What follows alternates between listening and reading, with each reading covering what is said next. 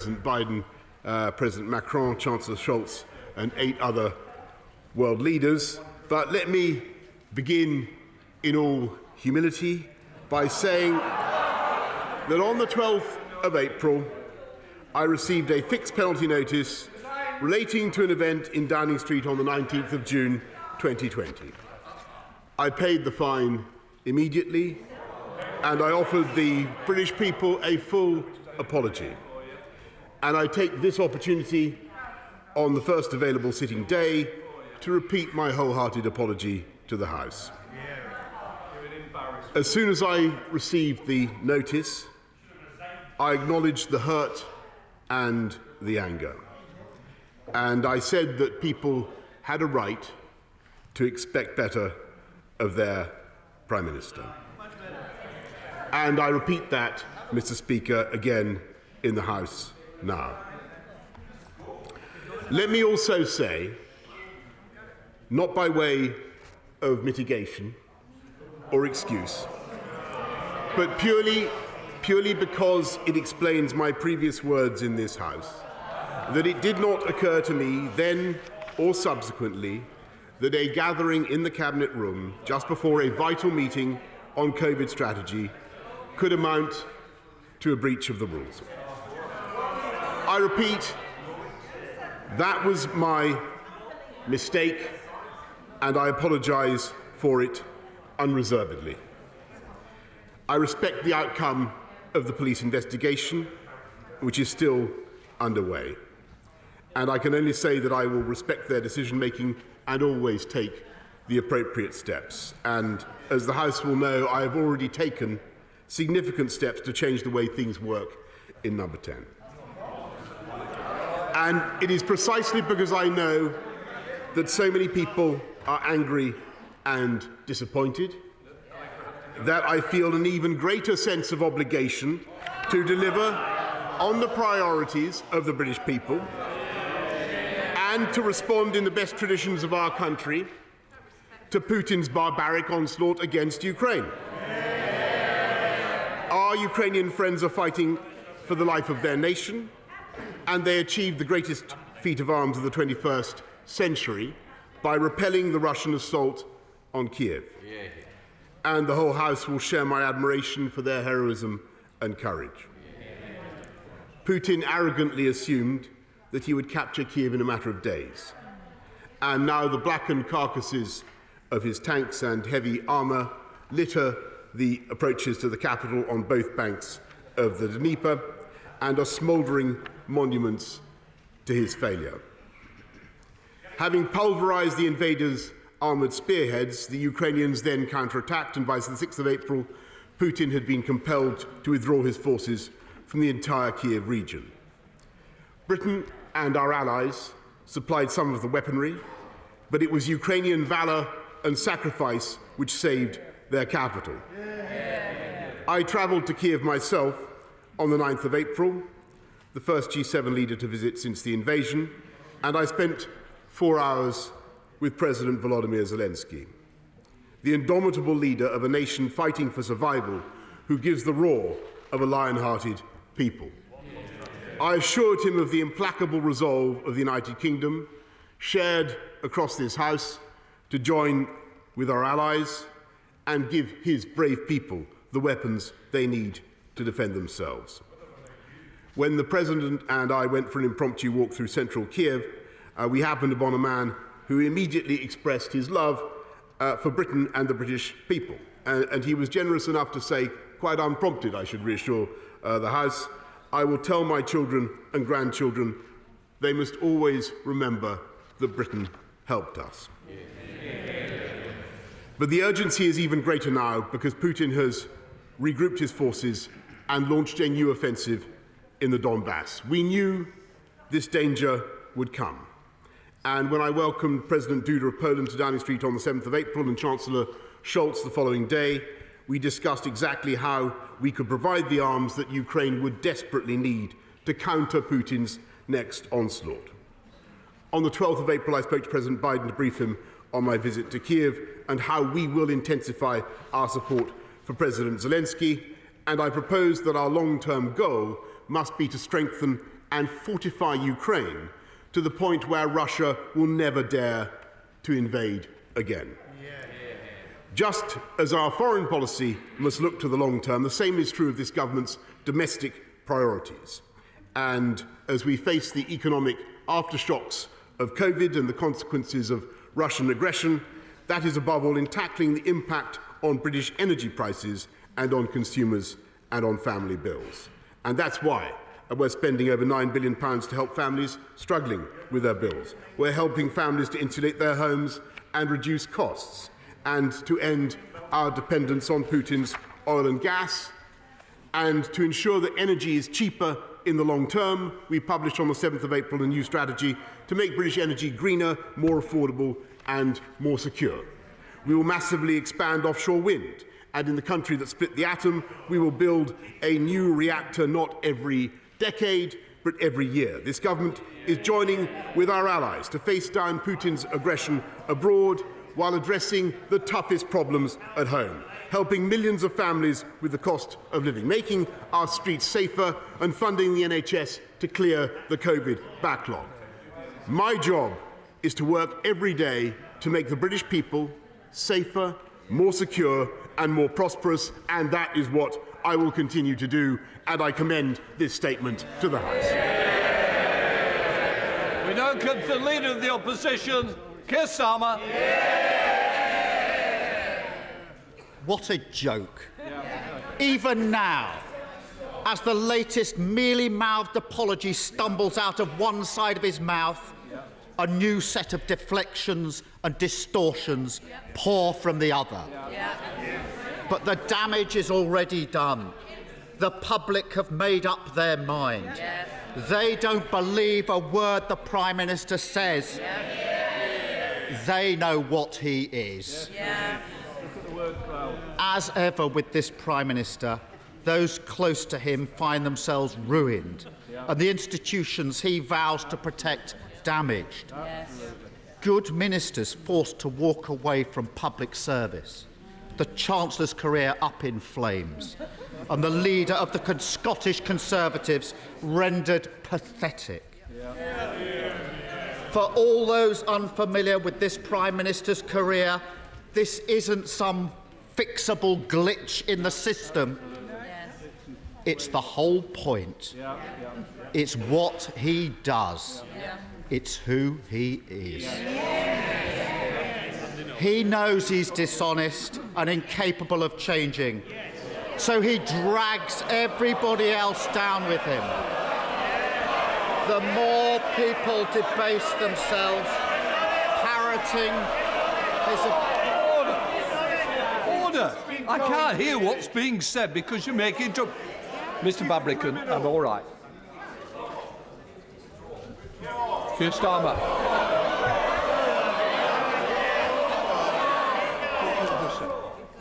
You look desperate. What I would say is I think the leader said dishonest. I don't think that's an appropriate word to be... I think I will make...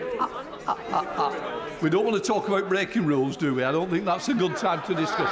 I just say, I think if he just withdraws that and works around it, I'm sure that with the knowledge that he's gained over many, many years, he can use appropriate words that is in keeping with good temperate language of this House. Keir Starmer. Mr Speaker, I respect that ruling from the Chair. The Prime Minister knows what he is. And so he drags everyone else down with him. The more people debase themselves, parroting his absurd defences, the more the public will believe all politicians are the same, all as bad as each other, and that suits this Prime Minister just fine. Some members opposite seem oblivious to the Prime Minister's game. Some know what he's up to, but are too weak to act. But others are gleefully playing the part the Prime Minister cast for them. A minister on the radio this morning saying it's the same as a speeding ticket. No, it's not. No one has ever broken down in tears because they couldn't drive faster than 20 miles an hour outside a school. Don't insult the public with this nonsense. But, Mr. Speaker, as it happens, the last minister who got a speeding ticket and then lied about it ended up in prison, and I know because I prosecuted him. And last week, we were treated to a grotesque spectacle. One of the Prime Minister's loyal supporters accusing teachers and nurses of drinking in the staff room during lockdown. Members opposite can associate themselves with that if they want. But those of us who take pride in our NHS workers, our teachers, and every other key worker who got us through those dark days will never forget their contempt. Plenty didn't agree with every rule the Prime Minister wrote, but they followed them nonetheless. Because in this country, we respect others. We put the greater good above narrow self-interest, and we understand that the rules apply to all of us. This morning, I spoke to John Robinson, a constituent of the member for Lichfield. I want to tell you his story. When his wife died of COVID, John and his family obeyed the Prime Minister's rules. He didn't see her in hospital. He didn't hold her hand as she died. Their daughters and grandchildren drove 100 miles up the motorway, clutching a letter from the funeral director in case they were questioned by the police. They didn't have a service in the church. John's son-in-law stayed away because he would have been the forbidden seventh mourner. Doesn't the Prime Minister realise that John would have given the world to hold his dying wife's hand, even if it was just for 9 minutes? But he didn't, because he followed the Prime Minister's rules. Rules that we now know the Prime Minister blithely, repeatedly and deliberately ignored. After months of insulting excuses, today's half-hearted apology will never be enough for John Robinson. If the Prime Minister had any respect for John and the millions like him who sacrificed everything to follow the rules, he'd resign. But he won't, because he doesn't respect John. He doesn't respect the sacrifice of the British public. He is a man without shame. Looking past the member for Lichfield and the nodding dogs in the Cabinet, there are many decent, honourable members on the benches opposite who do respect John Robinson, who do respect the British public. They know the damage the Prime Minister is doing. They know things can't go on as they are. And they know it's their responsibility to bring an end to this shameful chapter. Today I urge them once again, don't follow in the slipstream of an out-of-touch, out-of-control Prime Minister. Put their conscience first. Put their country first. Put John Robinson first. And remove the Prime Minister from office. Bring decency, honesty and integrity back into our politics. And stop the denigration of everything that this country stands for. Thank you. Sir William, Prime Minister. Mr. Speaker, I apologise once again profusely to John Robinson, to all those who lost loved ones, particularly those who suffered during the pandemic. And Mr. Speaker, in my statement I have tried to explain why I spoke to the House as I did. The Right Honourable Gentleman has chosen to respond with a series of personal attacks on me, and I understand why he does that. But I think, and I understand that, Mr. Speaker, but I think it would have been a good thing if, in the course of his remarks, he had addressed some of the issues that I mentioned, not least the crisis in Ukraine, with the impact that is having on the livelihoods of everybody in this country. And it is to address that that this government will get on with our job. Mr. Speaker. It is to focus on the needs of the British people. And when he talks about nodding dogs, Mr. Speaker, I'd remind the House that there was a certain nodding dog who sat nodding in the previous Labour shadow cabinet, Mr. Speaker, that would happily have installed the honourable member for Islington North and made, I think, a disastrous mistake in the security of our country at a very difficult time. This government will get on with the difficult job of taking us through the aftershocks of the COVID pandemic, leading not just this country, but I think the world in our response to the violence that we're seeing in Ukraine. I must say that I renew my apologies. I renew my apologies to John Robertson, to families up and down the land. But I think the best thing that we can do now for this country as politicians is not to indulge in personal abuse of the kind that we've heard and to get on with our jobs. Sir William Cash. Thank you, Mr. Speaker.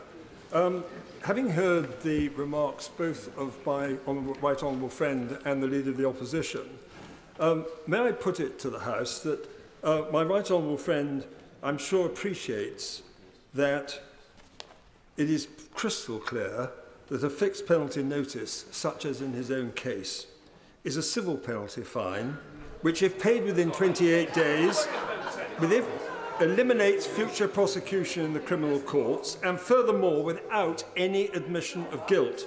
In a recent criminal case, in a recent criminal appeal case, and in that judgment, it was said that if the payment was made within those 28 days, a fixed penalty notice was held not to be a conviction, as the defendant, to quote the court's judgment, quote, was not admitting an offence or criminality and would have no stain imputed to his character.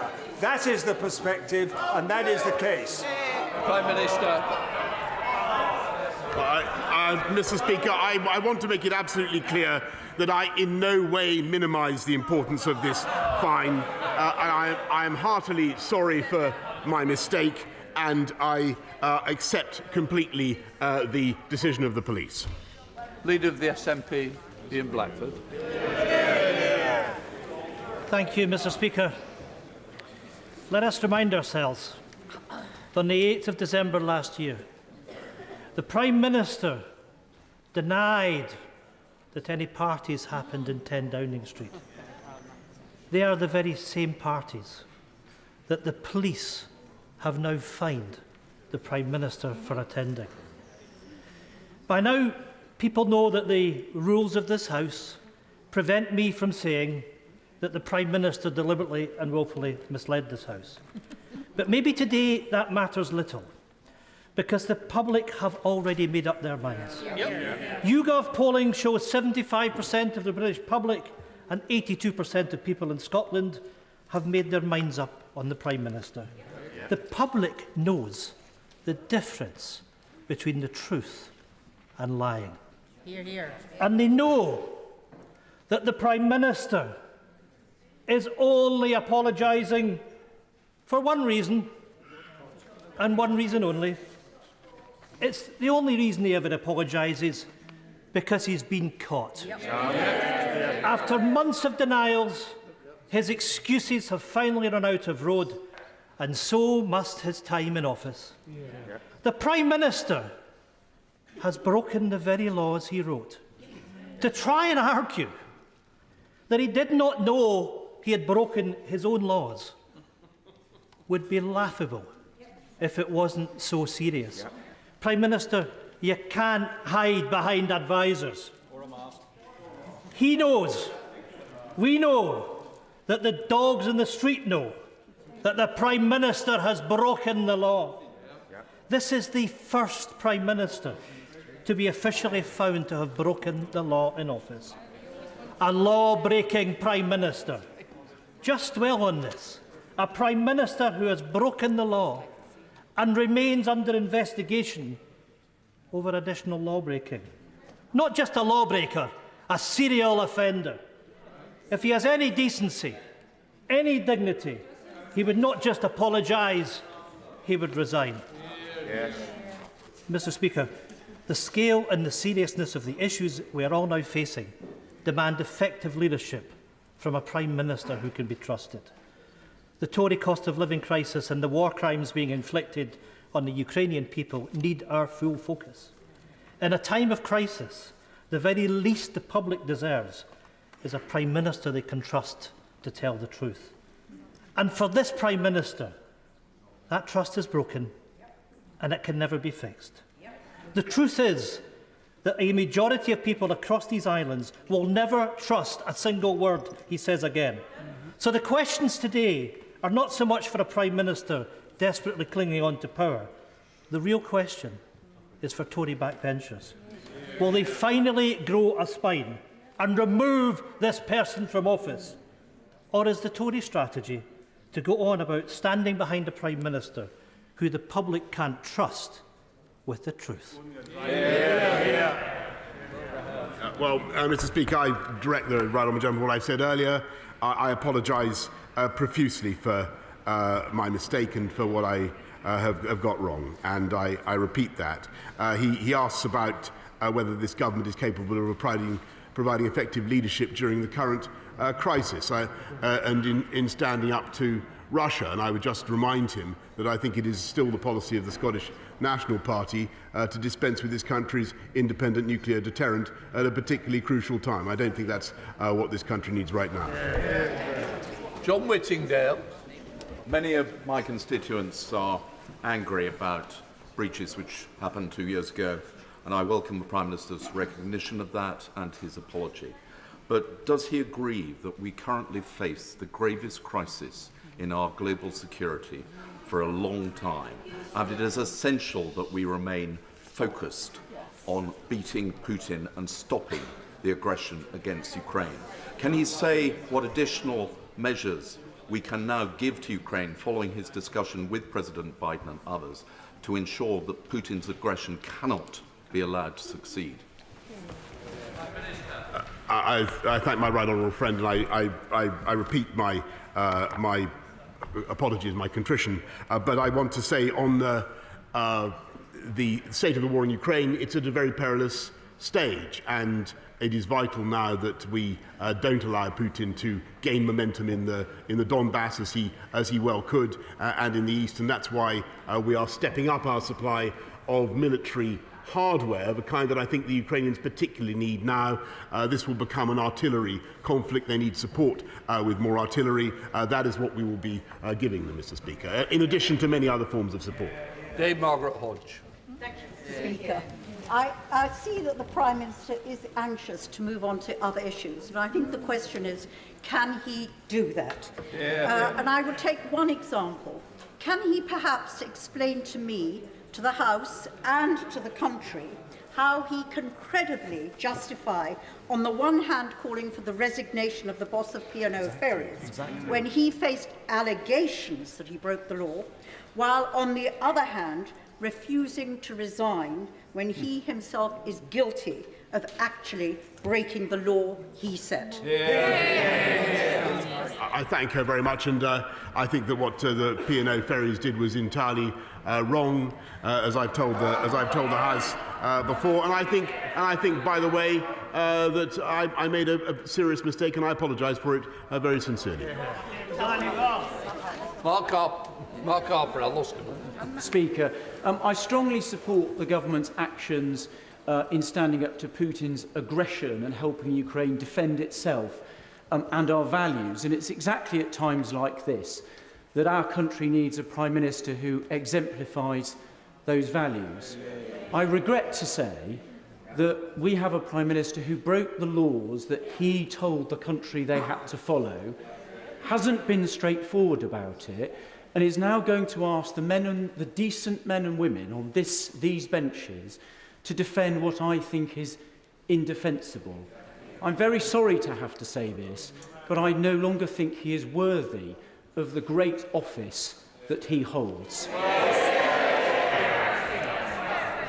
I must say to my right honourable friend, I know the care and the sincerity with which he weighs his words, and I bitterly regret what has happened. I bitterly regret the event in Downing Street, as I have said. But I do believe that it is the job of this government to get on with the priorities of the British people, and that is what we're going to do. Ed David. Speaker, a poll over the weekend asked 2,000 people what they think of the Prime Minister. The most common word they used, by far, was liar. Yep. Does the Prime Minister understand how profoundly damaging it is to our great country to have a government led by a man the public no longer trust and no longer have confidence in? Mr. Speaker, if the Prime Minister won't resign, will he at least give Conservative MPs on Thursday a free vote? So Conservative MPs can decide for themselves whether the Prime Minister deliberately misled Parliament or was just so incompetent that he didn't even understand his own laws. Mr. Speaker, I repeat what I've said earlier. I disagree profoundly with what he's just said, but I repeat my apology to the House and to the country. Jake Barrett. Thank you, Mr. Speaker. The people of Rossendale and Darwin will have weighed the words of the Prime Minister carefully, listening to them today, and they will, like me, feel that it is a contrite and wholehearted apology.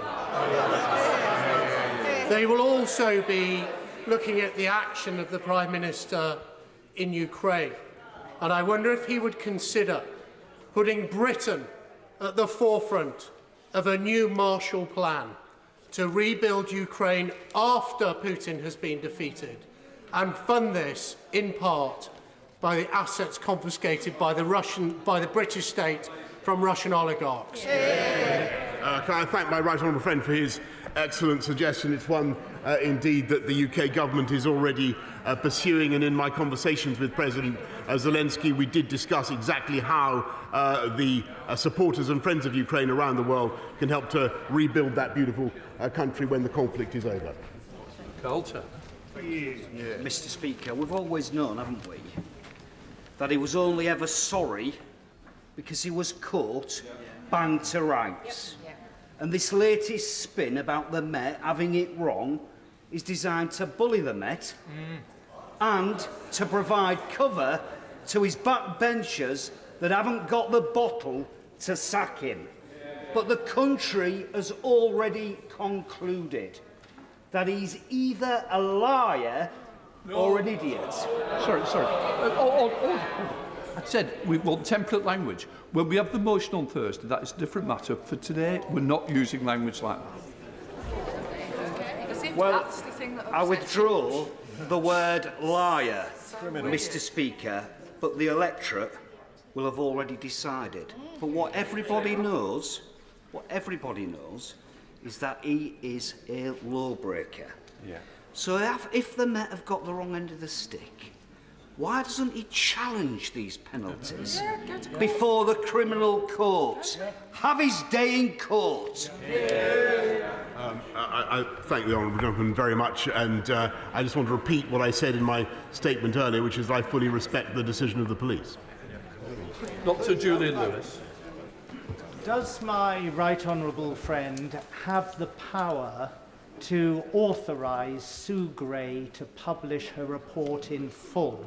And if so, will he use that power in order to put an end to this matter so that we do not get diverted away, as we are being, from such crucial question as supplying armaments to Ukrainian Democrats?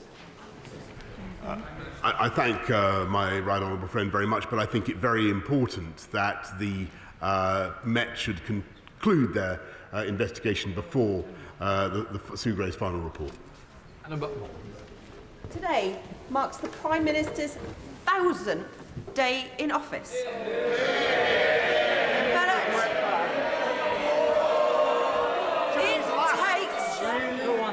It takes a particular type of Prime Minister to rack up as many catastrophic failures, scandals as U-turns as days on the job.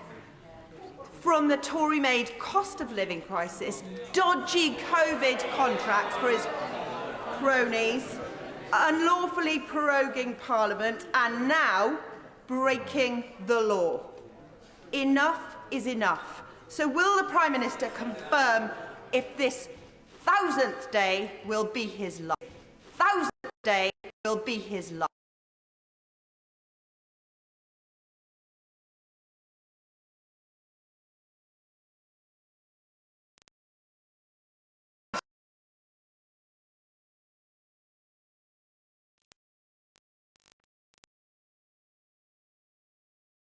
Leading the world in standing up to Putin, Mr. Speaker. I can't hear you, sorry. Thank you, Mr. Speaker. I appreciate the Prime Minister coming here today and taking full responsibility and apologising. But it is very clear, Mr. Speaker, repeatedly, President Zelensky has identified the Prime Minister as Ukraine's greatest ally. He's also been identified, I think, by President Putin as enemy number one. Does the Prime Minister agree that this isn't a bad accolade to have? And doesn't he also agree that months of psychodrama in here would play into the hands of the latter, not the former? I think it's very important, Mr. Speaker, that the people in this country should understand. Although the country is faced with massive issues that we have to deal with, the aftershocks of COVID and the war in Ukraine, I in no way minimise the importance of the fine I have received, and I apologise wholeheartedly. Mick Whitley. Thank you very much, Mr. Speaker. I think people across the House would agree that the situation in Ukraine is a very serious one, and there's no doubt we fully support what's going on and what we're trying to do. But setting that aside for a minute, the Prime Minister stands before us today as the first resident of number 10 to be found guilty of breaking the law while serving in public office. And while he's finally apologised today, it's been accompanied by the absurd caveat that the man who set the rules couldn't understand them. Will the Prime Minister concede that him remaining in office would deal a grievous blow to the rule of law in this country, and for the first time in his career, will he put the national interest before his personal ambition and resign? Thank you very much. I repeat my apology. I direct him to what I've said earlier on, and I think what the people of this country need is us focusing on their issues and their priorities, and that's what the government is going to do. Member Croft. Can I thank the Prime Minister for the update he's given this afternoon on the energy security strategy, and particularly for the support that this offers for steel. It is the latest in a long line of support that the Prime Minister has brought forward. It also sets out plans on wind, solar and nuclear. Does he agree with me that the best possible place to make the steel needed for these projects is right here in the UK? Yes, and she is completely right, and that's why our energy security strategy is so absolutely vital, not just for consumers but also for British industry. Richard Bergen. Thank you, Mr. Speaker. A new poll shows 3/4 of the public think the Prime Minister deliberately lied about breaking lockdown rules. Yet on Thursday, the Prime Minister will order his MPs to stop his law-breaking ever coming before the Privileges Committee. If the Prime Minister has nothing to hide, why doesn't he do the straightforward thing and refer himself to the Privileges Committee? What's the Prime Minister scared of? Mr. Speaker, the House will decide. Peter Bone. Thank you, Mr. Speaker. May I thank the Prime Minister for coming to the House at the earliest opportunity to update us on this situation. On Thursday, sir, following your announcement this morning, this House has got to decide whether to refer the Prime Minister to the Privileges Committee. There is only one issue. Did the Prime Minister deliberately mislead the House? Could I ask the Prime Minister, did you deliberately mislead the House at the dispatch box? No, Mr. Speaker. Sammy Wilson. Prime Minister, there will be millions of angry people across the United Kingdom today, even after the apology which has been given here today, who will still remain angry because of what they've gone through. But I think that any objective listener today will recognise that for whatever reason the apology given today was a genuine apology, and that we now need, and that I would also remind the Prime Minister there are hundreds of thousands of unionists in Northern Ireland who are angry about other things as well that happen. But rather than focus on the past, I think it is important we focus on the future. And the Prime Minister has said that he discussed today the situation in Ukraine with world leaders. That situation is becoming very desperate. What discussions has he had about giving the appropriate weaponry to the Ukrainian forces so that they can drive back the Russians, liberate their country and avoid all of the consequences, whether it's in terms of our economy, oil or food for the rest of the world? I thank him very much, and as he knows, the UK is in continuous discussion with the Ukrainians about what we can do to help them defend themselves, and a lot has gone, and a lot more will be going. While I'm at it, I want to pay tribute to a particular Northern Ireland business, used to be Short Brothers, now Thales, that has been absolutely indispensable, as he knows, in helping the Ukrainians against Russian armour. John Barron.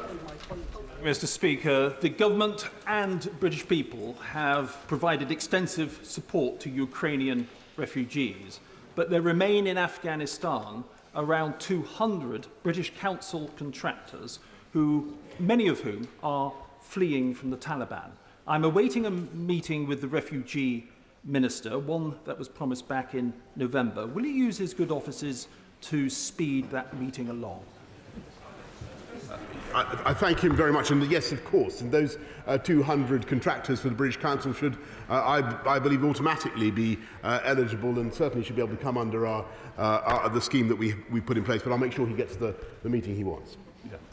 Chris Brown. Thank you, Mr. Speaker. As chair of the all-party group on Russia, I found it very difficult this Easter to have any faith, seeing the barbarity meted out to the people of Ukraine. Women tortured, raped, their children tortured and raped, their menfolk, in many cases, their hands tied and then shot in the back of the head. All of these we know to be war crimes.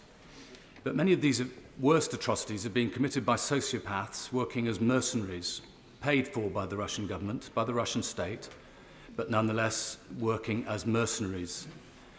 The UK still isn't a signatory to the Convention on Mercenaries. Isn't it time we put a stop to this terrible barbarity, not just in Ukraine, but in other places in the world where mercenaries from the Wagner Group operate with sociopathic intent?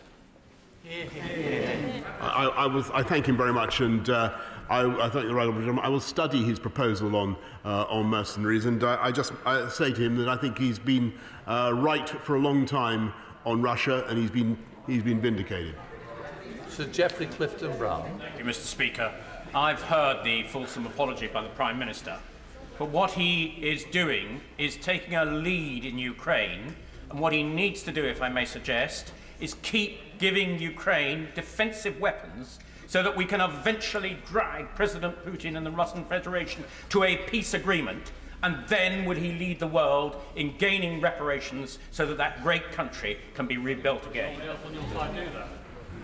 I thank him very much, and I thank him for his staunch position on Ukraine.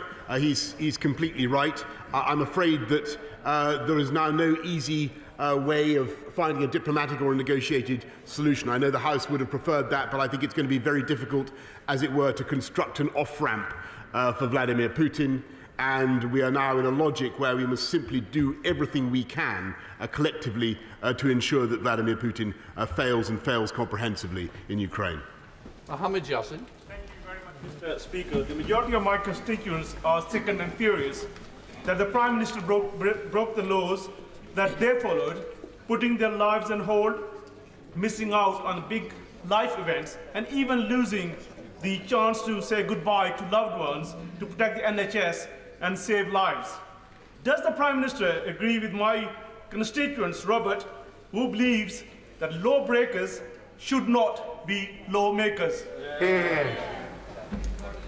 Mr. Speaker, I apologise profusely particularly to all those who lost loved ones, and I know how painful it has been.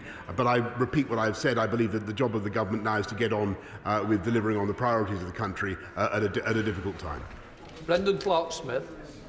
you, Mr. Speaker. And I know the Prime Minister has offered his wholehearted apology for the fixed penalty notice he received, which I very much welcome. But can I encourage the Prime Minister not to take any lectures from the Labour Party opposite, bearing in mind the number of FPNs their previous cabinet received? And yes, speed does kill. Yes. Or, of course, on this occasion, the FPNs that the Labour Party and SNP did not receive. Does the Prime Minister agree with me that everybody should be equal under the law? Well, yeah, of course I agree with that, Mr. Speaker. But the issue here today, let's be frank, is what I did and what I got wrong, and I renew my apologies. Dame Angela Reevell. Thank you very much, Mr. Speaker. The Prime Minister accepted the Health Secretary's resignation for breaking guidance, COVID guidance, not COVID laws. The Prime Minister then accepted Allegra Stratton's resignation for joking that the parties that were so frequent in Downing Street were actually a business event. He's now using her joke as his defence. Yeah. Why is he holding himself to lower standards than he held the people whose resignations he accepted to? Mr. Speaker, all I can say is that I apologise for what I got wrong, and I've explained to the House why I spoke in the House as I did. And what I want to do is to get on with the job of the government in taking this country forward, and that is what we're going to do. Baker. Thank you, Mr. Speaker. I dare say that every member of this House can bring to mind their own John Robinson, perhaps several. And though you would not know it, I also think that most members of this House know that justice and mercy and humility also go hand in hand, a fact known by many who watch these proceedings too. In asking us to forgive him on behalf of all of those John Robinsons we represent, my right honourable friend could not have made a more humble apology. But what I want to say to him is that justice leading into mercy relies on a very, very old-fashioned concept, and that is repentance. What assurance can he give us that nothing of this kind will ever happen again? I thank him for what he has said, and I am heartily sorry, as I have said, and I wish it had not happened, and I wish that things had been totally different. What I have already done, as the House will know, is taken steps to change the way we do things in number 10, but that in itself is not enough. I accept full responsibility myself for my actions. Absolutely. Thank you, Mr. Speaker. The Prime Minister's supposed apology to the nation is pathetic. He told bereaved families in Downing Street last year that he had done everything possible to save their loved ones. Now he's been fined for breaking his own laws, illustrating just how soft the Tories have become on crime. And does the Prime Minister accept his words ring hollow for those of us who have lost the loved ones? I repeat what I've said, and I know that the honourable gentleman has experienced bereavement during the pandemic, and I'm sorry for his loss, and I repeat my apologies for what happened in number 10. Michael Fabricant. Mr. Speaker, I was desperately sad to hear about my constituent John Robinson. My own best friend, his mother died in hospital, and he wasn't able to see her.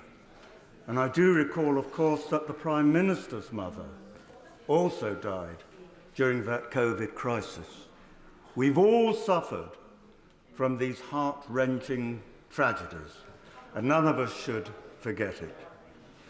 But I just want to ask a quick question, if I may, regarding the Ukraine.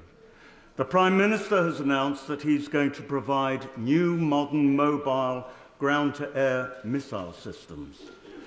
How will we be able to train the Ukrainians during this war situation so that they can be put into use before it's too late? I thank my right honourable friend, and I repeat my condolences to his friend. And I just to tell him on the Star Streak and other systems that we're using, that we're supplying to the Ukrainians. Ukrainians are now being trained, as he can imagine, outside the theatre, the immediate theatre of conflict. Murray Rimmer. Thank you, Mr. Speaker. The Prime Minister genuinely doesn't seem to understand how he got his fine or what he did to break the law. He wrote, "What an utter nonsense."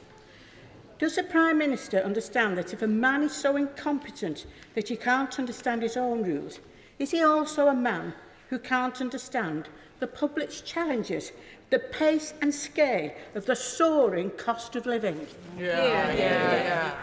I thank her, and that's exactly why the government is focused on those issues. That's what we need to get on with. It's dealing with the aftershocks of COVID, the impact of the Ukrainian crisis on fuel prices and on inflation. That is where we are focused 100%. Yes, someone needs to have the courage to get rid of the leader. The leader who is sitting in the Kremlin and causing the deaths of tens of thousands of innocent people. And maybe I only speak for myself, I say it in all humility. I'm not going to give the satisfaction of that death's head tyrant of removing a British Prime Minister who was given an apology, who was working night and day to save thousands of lives. You went downstairs to thank his staff who were doing the same job. He has apologised. Let's show some compassion. I thank him very much for what he has said. I just want to say one important thing.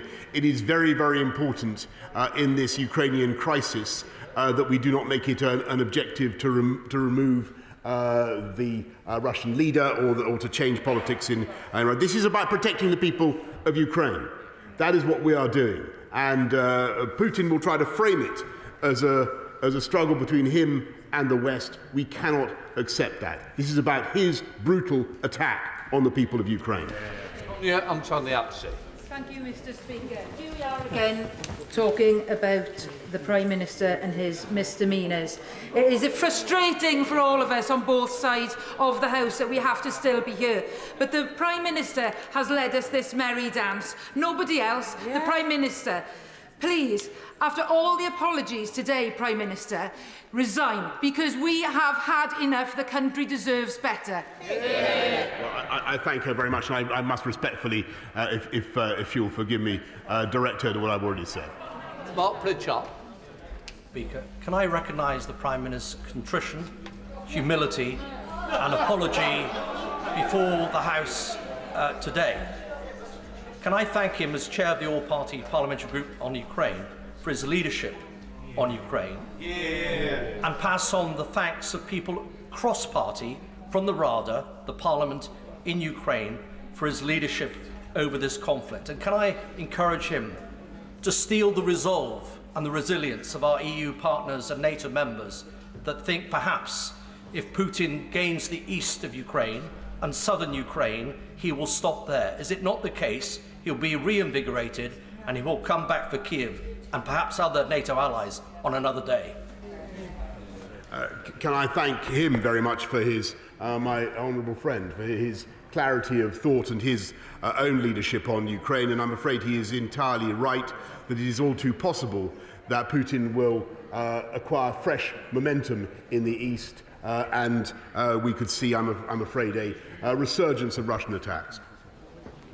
Joanna Cho. Very much, Mr. Speaker. It's quite difficult to follow the Prime Minister's excuses, but I think what he's saying today is that he didn't think he was breaking any COVID rules because the gathering in respect of which he was fined was covered by a workplace exemption. If that is correct, then why did he pay the fixed penalty notice fine? Why didn't he refuse to do so and set out his defence in court? Can I suggest that he didn't do so because he was afraid of his track record to date before the courts of both this jurisdiction and indeed my own in Scotland? Because, Mr. Speaker, judges and juries, like our constituents, tend to have a pretty good handle on issues of credibility and reliability. So that's why the Prime Minister didn't take his chances with the court. Isn't that correct? Mr. Speaker, as I've explained that I believed that the event was in conformity with the rules. That has turned out not to be true. I humbly and sincerely accept that. Robert Halford. Thank you, Mr. Speaker. I thank the Prime Minister for what he said in this House today. I think it will mean something to my constituents of Harlow. He mentioned that one of the great challenges that the government is facing is about the cost of living, and could he build on the work of the Chancellor in the spring statement to take further measures to cut the cost of living, perhaps either getting rid of the green levies that act as 25% of our energy bills, or at least introducing a downwards escalator, so when the international energy price goes high, the green levies would be reduced. I thank him very much, and I know that he's campaigned assiduously for his constituents and for the whole country to reduce the burden, particularly of fuel costs. And I know that he will have been pleased by the Chancellor's, my right friend, the Chancellor's decision to cut 5p off fuel duty, a record cut. And I know that we will do more as soon as we can to help people with the cost of living. Mr. Speaker, those of us who... Is the Prime Minister aware that those of us who've known him for a long time know that he spent his life apologising humbly, and those of us who know him don't dislike him or hate him, but we are waiting for signs that he's mending his ways, that he's changing how he operates.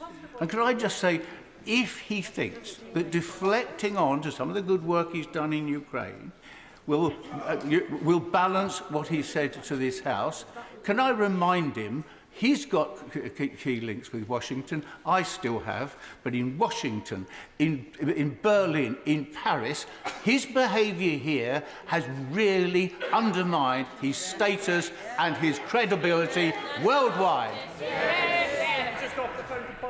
I thank him very much. I in no way wish to deflect from the gravity of the fine that I've received, and I want to stress again the apology, but I simply must disagree very profoundly with what he's just said. Boris. Mr. Speaker, I've heard the Prime Minister apologise countless times in this chamber today. I'm man enough to accept that, Mr. Speaker. But it's about a matter of trust. And this Prime Minister, I trusted him to see us through Brexit. He did. I trusted him to see us through the COVID epidemic.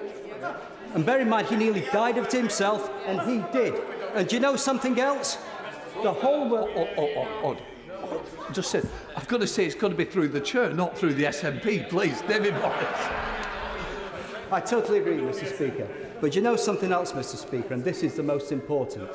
This Prime Minister is leading the world against Putin's aggression in Ukraine. And the G7 leaders all respect him for that. And more to the point, so does President Biden. So I just want to say to this Prime Minister, will you carry on, please, leading this country? I thank him very much. And the answer to that is yes, I will. But that in no way means that I wish to mitigate what the offence that I've been found guilty of, nor to in any way undermine the importance of my apology. Alex Cunningham. Mr. Speaker. My constituent Jason Green wrote to me today to tell me how his wife lost his mother suddenly last year, but couldn't travel to be with her father, who himself died 3 days later because they were following the law. They didn't get to the funerals either because they were abiding by the law. He doesn't forgive the Prime Minister. He says the apologies are too late and the Prime Minister should resign. What's he got to say to Jason and his family? Well done. I apologise again not just to Jason, but to the families of all those who lost loved ones during COVID. And I repeat what I've told the House earlier on. Alan Cairns. Thank you, Mr. Speaker. I thank the Prime Minister for his statement and for the way in which he made it. President Zelensky said yesterday that the conflict in Ukraine has moved to the second phase. Now, we all recognise that the balance between offensive and defensive weapons is very, very fine. As the conflict continues to develop, will my right honourable friend continue to review where that line stands? Prime Minister. I thank him very much. He's asking an extremely important question, and the answer is that I don't think any NATO country, any Western country, wants to see its forces or its or our own weaponry directly engaged with Russia. What we want to see, that's to say, with the use of our own troops and personnel, but it is, I think, wholly legitimate and morally right to give the Ukrainians the equipment with which to protect themselves. Thank you, Mr. Speaker. The Prime Minister has come here today, and to some respects I would have very much welcomed an entire statement about what has been happening in Ukraine, and it does feel a little bit like he seeks cover, which is shameful.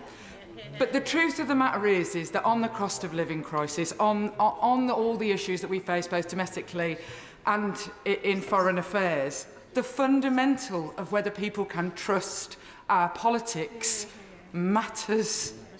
And if the people in this room do not ask for the Prime Minister to bear the rigour of the things that are put in place to ensure that leaders cannot mislead this House, if they don't walk through the lobby to do that, they are setting a dangerous precedent. Yes, so through you, Mr. Speaker, I won't speak to the Prime Minister, I speak to them. What I ask the Prime Minister is, shall I look forward to this same statement at the next fine? And to stretch the metaphor of the speeding fines, after 3 fines on the road for speeding, one has one's driving licence removed from them. So at what point in his fine history will he see sense? I thank her very much, and I want to repeat what I've said already. I apologise for the fine I received. I can't comment about any hypothetical situations. Robin Miller. I know that many in Aberconwy have written to me about their upset at events, but I know that many in Aberconwy too will have heard the Prime Minister's apology today and will welcome it. I welcome it. Indeed, perhaps we all have a hope that there's forgiveness in our future and not just punishment for our past. I also welcome the fact that the Prime Minister talked about his obligations. So could he please update the House then on his commitment to strengthening the United Kingdom of Great Britain and Northern Ireland, please?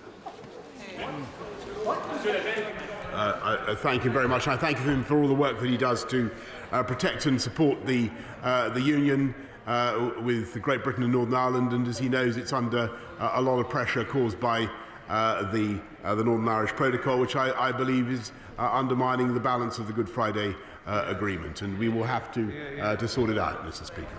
There's Civil Roberts. Prime Minister debases himself, he debases his office, he debases his government, and he debases those who seek to defend him. He is a millstone round his party's neck. The Welsh Government's, Welsh Conservatives' 18-page local election manifesto makes zero reference to the Prime Minister. They don't appear, like a number of his own backbenchers, to want to be associated with him. Can he explain why? Mr. Speaker, I think what they probably want to have in Wales is better government and to avoid and I would think they're campaigning for the investment in the NHS that I'm afraid both Welsh Labour and the Plaid Cymru have failed to deliver. Natalie Elphie. Thank you, Mr. Speaker. I thank the Prime Minister for his fulsome apology today. Given that, does the Prime Minister agree that the priority for this House and this government must be the very real challenges facing our country, particularly the Russian invasion of Ukraine and the cost of living pressures caused by COVID and worsened by Russia's war on Ukraine? And coming from Poland last week, helping with Ukrainian child refugees, may I pass on the widespread respect and admiration with which his leadership on Ukraine is held. Can I thank her very much for what she has been doing to help refugees in Poland, and we talked about it the other day. I know many other members across the House are doing the same, and I thank them all. Lloyd Russell-Moyle. Mr. Speaker, I share the Prime Minister's thoughts on Ukraine. Over Easter, my constituents collected the morning after pill to send to Ukraine for women who are being raped by Russian forces. But their disgust and their admiration about what is Britain's role in that does not dampen their anger at the Prime Minister's actions. You know, it was not just the crime, but it was the lie, obfuscation and the fake apologies that got... No, I decide. Oh, I'm sorry, you can't take my job. You're the backbencher, I'm in the chair. Just, we don't use the word lie. I've explained that earlier, and I stand by it. So I'm sure that you'll withdraw it immediately. The sentence is not about the Prime Minister, but I will withdraw it if you don't like the word. Those are the things that got Jeffrey Archer, Fiona Onasanya and Chris Huhne kicked out of this place or forced to resign. Now, of course, I have no hope on his front benchers who are tax-dodging, Russian-financed snowflakes, but I do have higher hopes for his backbenchers. So how many backbenchers' credibility should be destroyed in supporting the Prime Minister? Can I just say, let's try and see if we can keep it temperate and moderate. There was no individual mention, so therefore it was within. Not what I would expect, but that's where we are. Prime Minister. Mr. Speaker, I heard what he said. I don't agree with it, and nor do I agree with what he said about the front bench. David Simmons. Mr. Speaker, I was lucky in that on Saturday night I got to hold the hand of my father-in-law as he died of complications of COVID. So I understand the anger that many people feel and the challenge that we all face when it comes to the credibility of our government and the good actions of this Conservative government, which I support.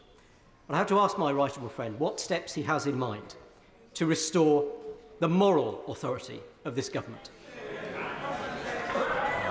Mr. Speaker, I think the best thing that the government can do is to continue to deliver on the promises that we made to the British people, and that is what we're doing.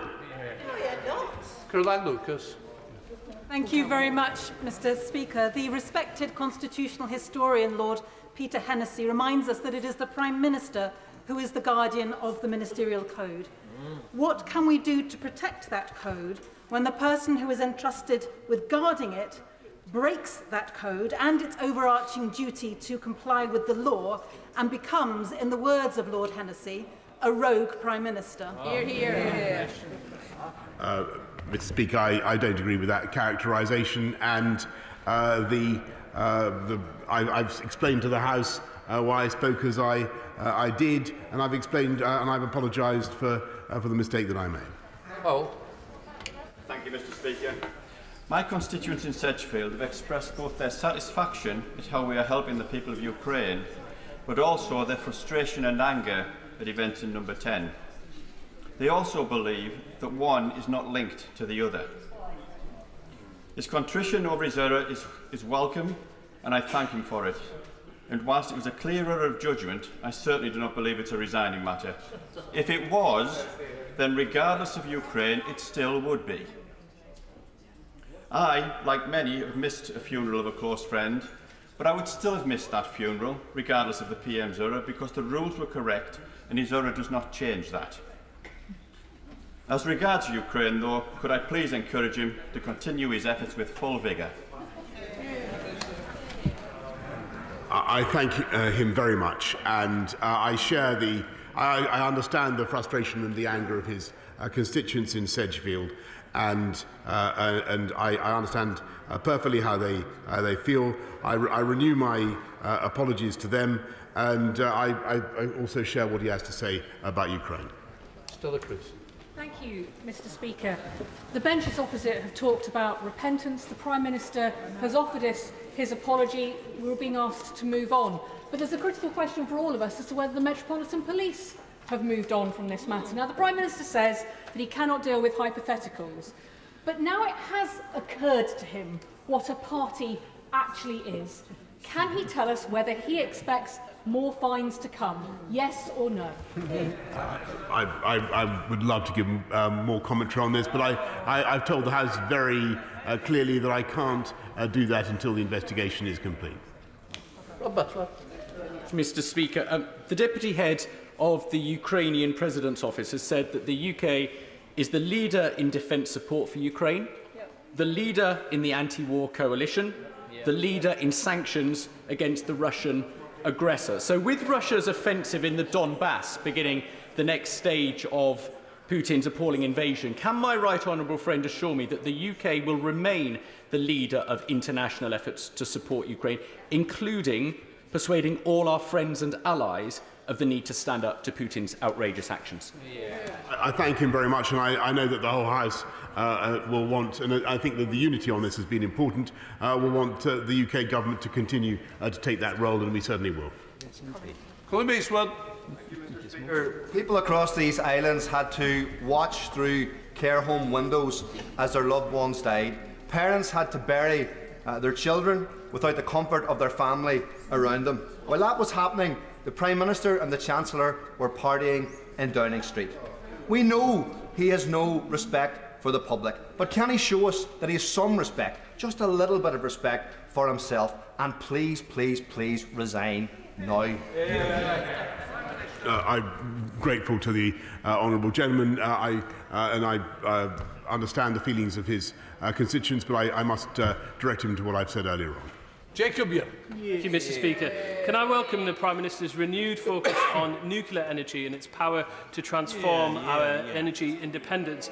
Does he also recognise we don't just need energy independence, but also independence in our foundation industries like chemicals and steel? Yes, indeed. Can I congratulate my honourable friend on his recent marriage, by the way, Mr. Speaker, and say that we certainly see nuclear energy as of vital importance, and as well, of course, as investing in new technologies, which is why we are putting record investments into our R&D. £22 billion, Mr. Speaker. Nadine Whittam. Nadine. Thank you, Mr. Speaker. Mr. Speaker, the Prime Minister broke the laws that he made, laws to protect public health, then repeatedly misled Parliament. Does the Prime Minister agree that comments made by his Northern Ireland Secretary this morning, comparing his fine to a parking ticket, are insulting? And when will he do what the majority of this country wants and resign? I thank her. I in no way minimise the importance of the fine I have received, as I've said several times this afternoon. Richard Drax. Thank you, Mr. Speaker. We all have our faults, Mr. Speaker, and I'm sure the Prime Minister would agree that he has his share of his own. But he also has many attributes, and one of them is courage. And it took courage to go to Ukraine, to stand up for freedom, and for those people who have been subjected to barbarism. I must take this opportunity to ask my right honourable friend, will he review the cuts to our armed forces and ensure that the future of this country is invested in to meet this future and very real threat? I thank my honourable friend, who is a valiant campaigner for the armed forces in all their guises, and quite rightly, Mr. Speaker, and it's partly thanks to the lobbying of himself and others like him that we've increased defence spending by record sums, £24 billion, and that has enabled us, helped us greatly in helping our Ukrainian friends. Barbara Keeley. Speaker, a constituent wrote to me about his feelings about the Downing Street parties. Good Friday was the second anniversary of the death of his wife, a healthcare assistant at Bolton Hospital who died from COVID. Over the 10 days she was ill, he was not able to go with her to hospital or visit her until just before she died. After she died, he had to plan her funeral alone. There was no wake, and after the funeral he had to go back to an empty home with no support from family and friends. Now, it's clear that the party opposite wants to move on, but since his wife died, my constituent tells me he has been unable to work or to move on or to grieve. I want to ask my constituents questions to the Prime Minister directly. I followed the law to the letter. Why does the government think the laws don't apply to them? I want to say again how sorry I am for the loss of her constituent, and I apologise to him personally and to his family, all those who lost loved ones. And it's a measure of the seriousness with which I take this today. Of course, we think that the law applies to us. Of course it does. Catherine West. At high altitude, one nose starts to bleed. With the rise in national insurance, more tax than for 70 years, our constituents are crying out for help, whether it's with their energy bills, whether it's with the rents, which have gone up by at least 20% in some parts of my constituency. And yet we will be facing this sort of debate day after day after day until the Prime Minister faces up to responsibility and resigns, or the members here take him out. That is the choice until we actually start focusing on the things which matter. May I respectfully say to her, I think the real choice that this government, this House of Commons should follow is getting on with the job of serving the people that we were elected to serve and helping them with the cost of living. That's what we're doing. Carol Monaghan. Thank you, Mr. Speaker. The Prime Minister's questions on Wednesday, the 8th of December, the Prime Minister said there was no party and no COVID rules were broken. Today, he refers to his law-breaking as a mistake. Can the Prime Minister explain to my constituents, and indeed to children across these aisles, what the difference is between a lie and a mistake? Mr. Speaker, I've apologised deeply for what I got wrong, and I've explained to the House why I spoke as I did on that occasion and others. Wayne David. Many references have been made to the views of the electorate of this country, and I can tell him that those views are shared by my constituents as well. So I would ask the Prime Minister, is he prepared to take a truth detection test after every Prime Ministerial statement?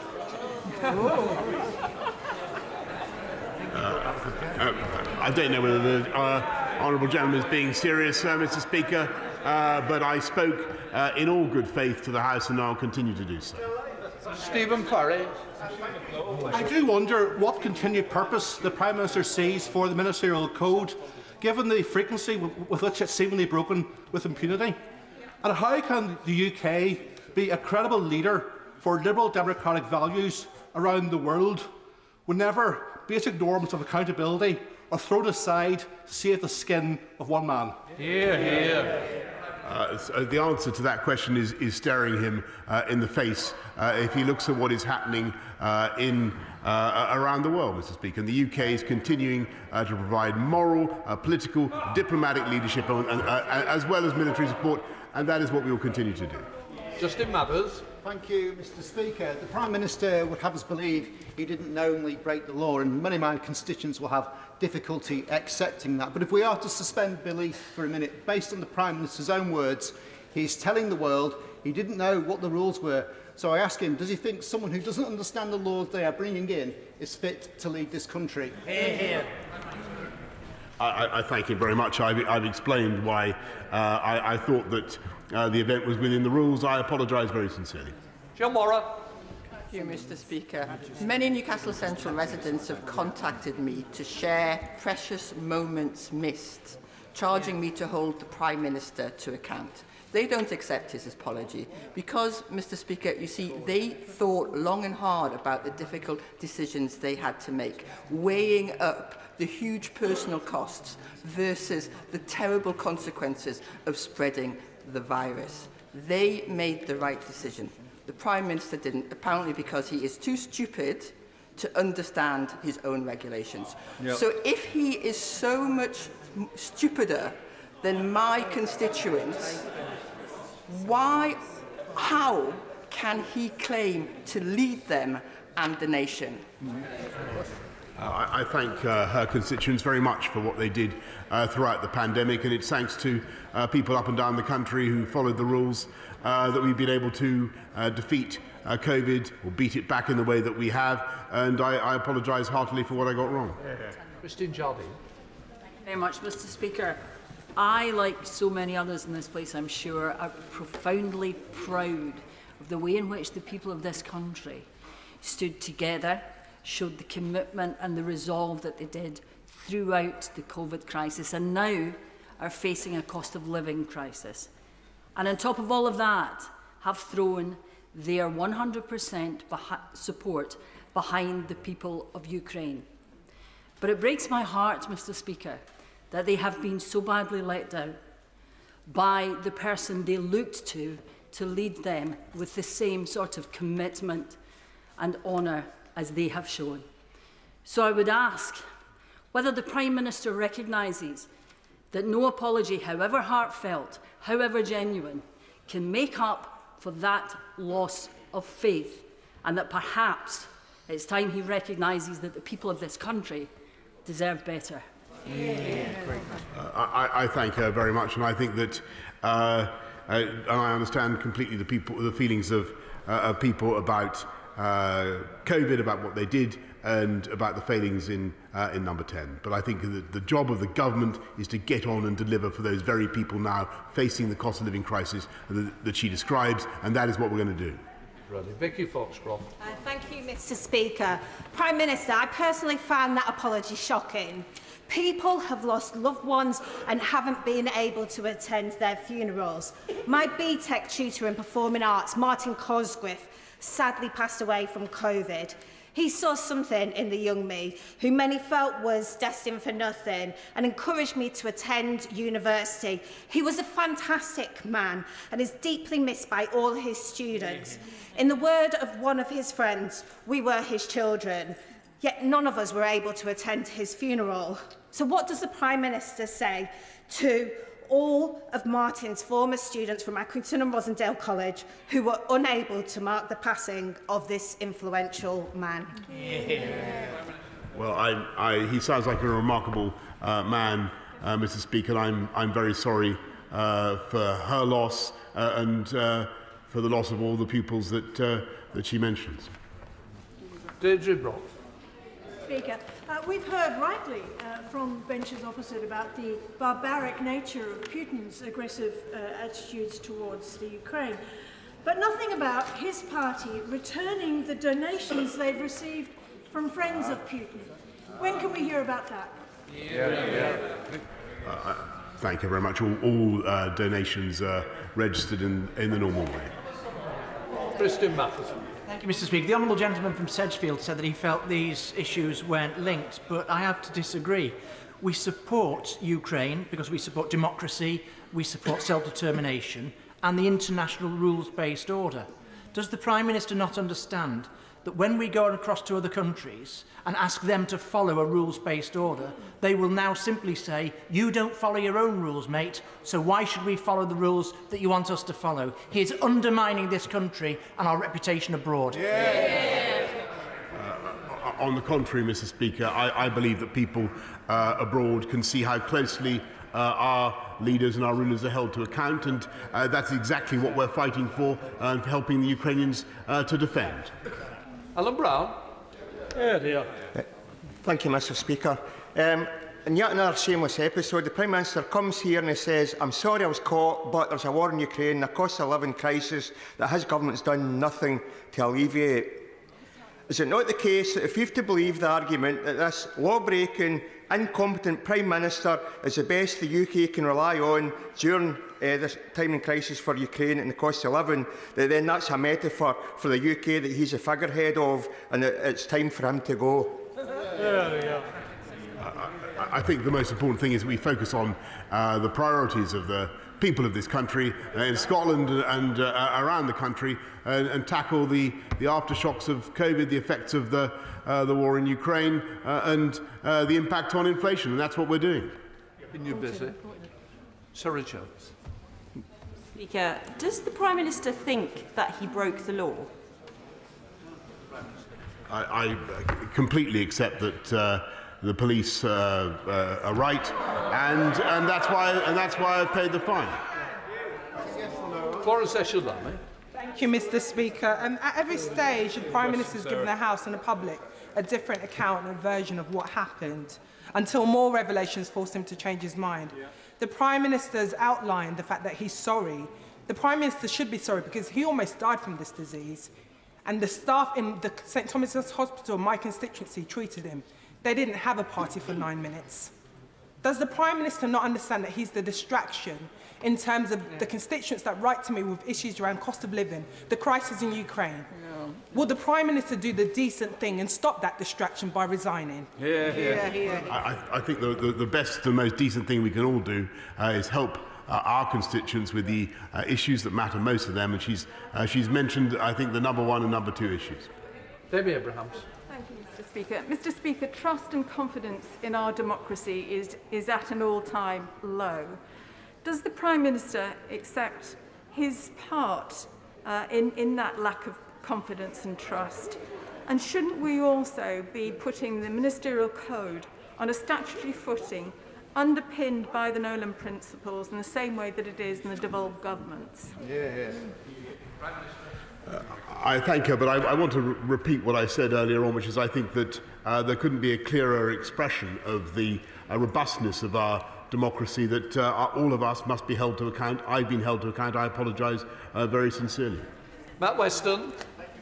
The public will be appalled by the Prime Minister's statement, because not only during the pandemic did he make virtually every night a statement to the nation, but the government that he leads also spent hundreds of millions of taxpayers' pounds on advertising campaigns demanding the public follow the rules. One featured a woman in intensive care on a ventilator. The Prime Minister must have seen it. It said, "Look me in the eyes and tell me you never bend the rules." 3 months ago, I reminded him of this and asked him to explain himself. He told me to wait until after the police investigation. They now have. It's clear he bent the rules. He's taken the public for fools, isn't he? Mr. Speaker, I apologise again. I thank the public very much for what they did, and they, by their collective action, have helped us to keep COVID at bay, and I thank them very much.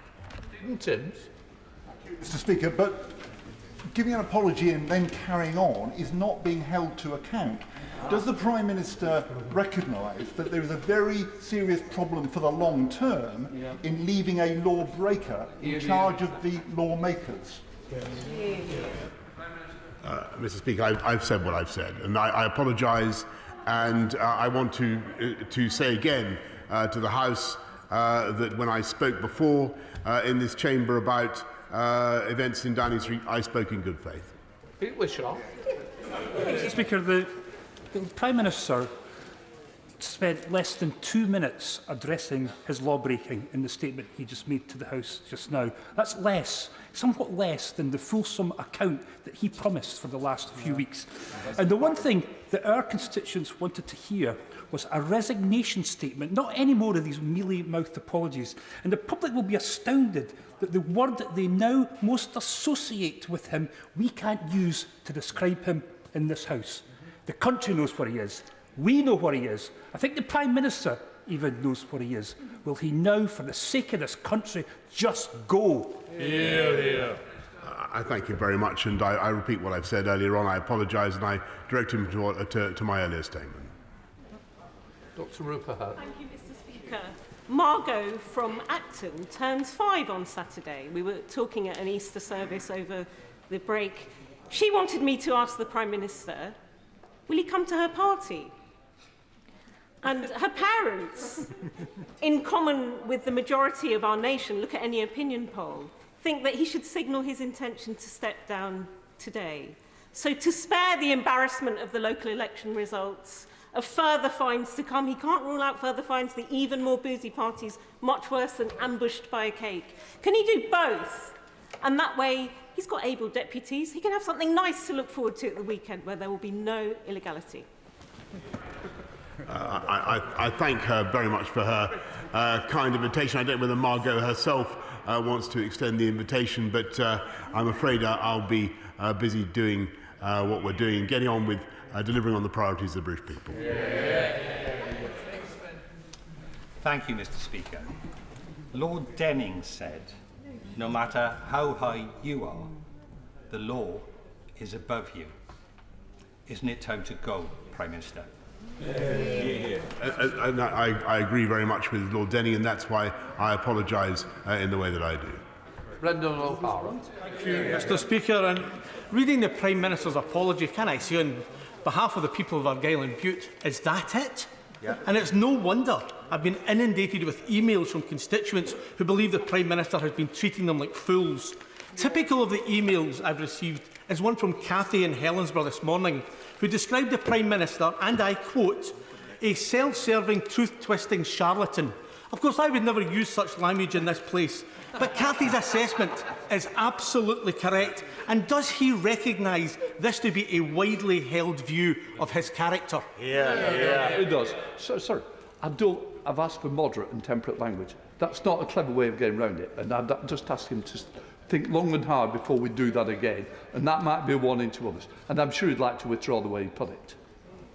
Mr. Speaker, with respect to yourself and the Chair, I withdraw the remarks that I made. Well, in that case, Mr. Speaker, I humbly remind him of the apology that I've given. Stephen Kinnock. Thank you, Mr. Speaker. The Prime Minister's case for his defence seems to be based on it being impossible for him to resign because of the Ukraine war. But his entire parliamentary party, from where his replacement would be drawn, are united around the government's position on Ukraine. And of course, there are numerous examples of Conservative members of Parliament moving against leaders such as Margaret Thatcher in 1990 and Chamberlain in 1940. So could the Prime Minister please explain to the House why he specifically and individually has to carry on as Prime Minister at this time? Surely it's not because he thinks this House trusts him to do so. He asked an elaborate question. Let me give a simple answer. I've apologised. I continue to apologise. What I want to do is get on with the job. Sir Mark Hendry. Speaker, can the Prime Minister tell us when he's going to stop dissembling, distracting and deflecting and start telling the truth to this House? Mr. Speaker, at all times I've spoken in good faith of this House. Mr. Speaker, this is the first Prime Minister in office to make and break his own rules for committing lockdown offences. Neil Ferguson resigned from SAGE and Catherine Caldwood quit as Scotland's Chief Medical Officer, both for breaking COVID rules. They realised that action speaks louder than words and they took responsibility. Why is it right for them to resign and not for the Prime Minister? I thank you very much, and I repeat the apology that I've given. Mike Ainsbury. Thank you, Mr. Speaker. The Prime Minister has broke the law, guilty as charged. The law that many people up and down our shores abided by, never had the opportunity to say goodbye to loved ones. The Prime Minister also misled this House over and over again, misled the public over and over again. Does the Prime Minister actually believe in a ministerial code? Is it worth the paper it's written on? Well, Mr. Speaker, let me repeat my apologies for what I've got wrong and what went wrong in Downing Street, and also my explanation for why I've spoken as I have in this House. Thank you, Mr. Speaker. Originally, there was one party, and the Prime Minister told the House that he had been assured that there was no party. It then turned out that there were parties, but he wasn't in attendance. He then had to tell the House that he had, in fact, attended parties.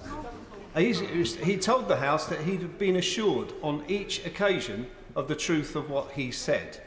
So someone must have committed a serious breach of their responsibilities to advise the Prime Minister in a way that led to him coming to this House and inadvertently misleading the House. What's happened to those people? Mr. Speaker, I've apologised for what I've got wrong, and I take full responsibility for everything that happened in number 10. And Mr. Speaker, as for the rest of his question, he must wait for the completion of the investigation. Zara Sultan. Energy bills are soaring, wages are falling, and the cost of living crisis is getting worse and worse. But while my constituents are forced to choose between heating and eating, the Chancellor is benefiting from the non-dom tax loophole, and 17 of the Prime Minister's 22 cabinet members have refused to deny whether they or their families benefit from tax havens or non-dom status. They're laughing in our faces while robbing the public purse. So I ask the Prime Minister, how many more children need to go hungry at night before he stops putting the greed of his super-rich mates before the needs of ordinary people? Sorry, can't you withdraw robbing the public first? That's just not the case. Oh, withdraw it. Yes. Withdraw it. Steve McKay. Mr. Speaker, if the Downing Street photographer is a publicly funded post, does that mean all the photographs of the Downing Street parties are public property and should be available for access? Mr. Speaker, I'm not going to comment on the investigation until it's complete. Andy MacDonald. Thank you, Mr. Speaker. Truth and honesty matter, and the Prime Minister has repeatedly told this House that all guidance, all rules were observed. That isn't true. He also told this House that there were no parties. Indeed, his Chancellor also said that he hadn't attended a party. Yes. Neither of those things are true. So, for once in his privileged, entitled life, will he do the decent thing, come to that dispatch box and correct the record? Because there isn't anybody who's fooled by this, but what he continues to do is to take the British people for fools, and they will not put up with it. Yes.